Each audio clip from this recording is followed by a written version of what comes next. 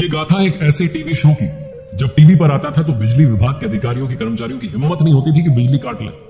ये एक ऐसे टीवी शो की गाथा है जब टीवी पर आता था तो भारत की सड़कें सूनी हो जाती थी।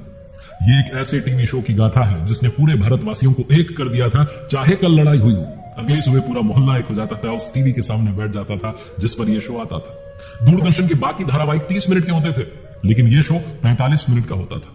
मैं बात कर रहा हूं आदरणीय रामानंद सागर जी की रामायण की।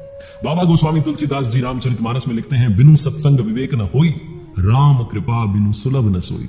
अच्छी सत्संग के बिना विवेक नहीं आता, अच्छा बुरा समझने की क्षमता नहीं आती, और जो अच्छी संगत है वो प्रभु श्री राम की कृपा के बिना नहीं आती। प्रभु श्री राम के परम भक्त रामानंद सागर जी ने अपनी भक्ति को दर्शाया और रामायण बनाई, एक ऐसा टीवी शो जो भारत की हिस्ट्री में, इतिहास में स्वर्ण अक्षरों में अंकित हो चुका है।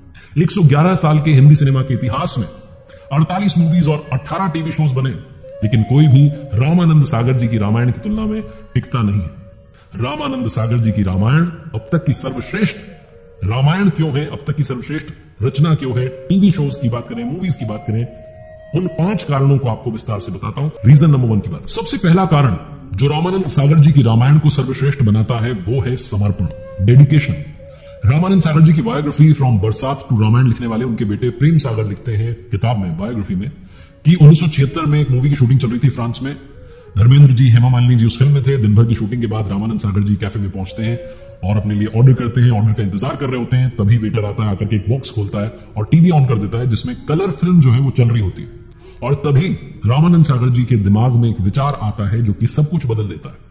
वो फिल्मों का काम छोड़कर के टीवी की दुनिया में एंट्री लेने का फैसला लेते हैं और सोचते हैं कि मैं भगवान श्री राम, भगवान श्री कृष्ण और मां दुर्गा जी पर धारावाहिक बनाऊंगा, उनकी कहानियां टीवी पर बताऊंगा और भारत के घर घर तक पहुंचाऊंगा। ये सपना उनके दिमाग में कई सालों से पल रहा था, लेकिन जिस दिन उन्होंने वो रंगीन टीवी बॉक्स देखा उस दिन इस सपने को आकाश मिल चुका था।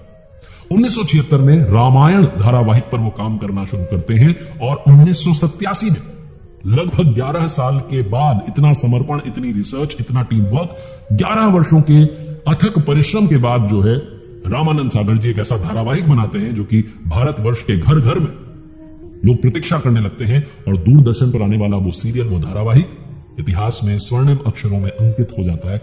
यह था उनका समर्पण, उनका डेडिकेशन। दूसरी बात जो कि रामानंद सागर जी की रामायण को बेस्ट बनाती है, एवरग्रीन बनाती है, वो है उस धारावाहिक के किरदार। जिन्होंने किरदारों को निभाया, वो जो कास्ट थी वो गोल्डन कास्ट कही जाती है। रामानंद सागर जी को अपने विचार को, अपने सपने को साकार करने में लगभग 10 से 11 साल लग गए, क्योंकि उन्हें हर छोटी से छोटी जो डिटेलिंग थी, जो काम करना था, उस पर उन्होंने काम किया, बड़ी रिसर्च की और हर तरीके से उनका जो सीरियल है वो सर्वश्रेष्ठ। इस सीरीज में जिन एक्टर्स ने किरदार निभाए, उन किरदारों की लोगों के दिमाग में ऐसी छवि बन गई, लगभग ऐसा लगा लोगों को कि वास्तविक तस्वीर है। आज भी 36 साल बीत चुके हैं, लेकिन हालात यह है कि भगवान श्री राम का नाम कोई लेता है तो मस्तिष्क में अरुण गोविल जी की जो तस्वीर है वो बन जाती है। और ये बात रामानंद सागर जी की जो रामायण है उस धारावाहिक के एक एक किरदार के लिए कही जा सकती है, क्योंकि जो एक्टर्स थे उनका समर्पण भी अद्भुत था। अरुण गोविल जी, जिन्होंने की इस धारावाहिक में प्रभु श्री राम का किरदार निभाया, वो कहते हैं कि एक बार मैं सिगरेट पी रहा था शूटिंग के बाद, मुझे आकर के किसी ने टोका और कहा कि आप प्रभु श्री राम का चरित्र जो है उसे पर्दे पर निभा रहे हैं और आप अगर सिगरेट पिएंगे क्या ये सही है? ये खुद उन्होंने किस्सा जो है कपिल शर्मा के शो में बताया। वो कहते हैं कि उस दिन के बाद, उस क्षण के बाद मैंने सिगरेट का त्याग कर दिया। वो कहते हैं कि जब रामायण धारावाहिक आने लगा था, विश्वास नहीं होता था, जब कभी बाहर जाते थे तो लोग आकर के चरण छूने लगते थे। और आज भी इतने वर्षों के बाद भी अरुण गोविल जी अगर कहीं पब्लिक मीटिंग में जाते हैं, एयरपोर्ट पर दिख जाते हैं, तो लोग आकर के उनके चरण छूते हैं और प्रभु श्री राम का वंदन करते हैं, उनके रूप में प्रभु श्री राम को देखते हैं। आज भी लोगों के मस्तिष्क में प्रभु श्री राम का नाम लेते ही अरुण गोविल जी का चेहरा सामने आ जाता है। इतना सर्वश्रेष्ठ ये धारावाहिक बनाया रामानंद सागर।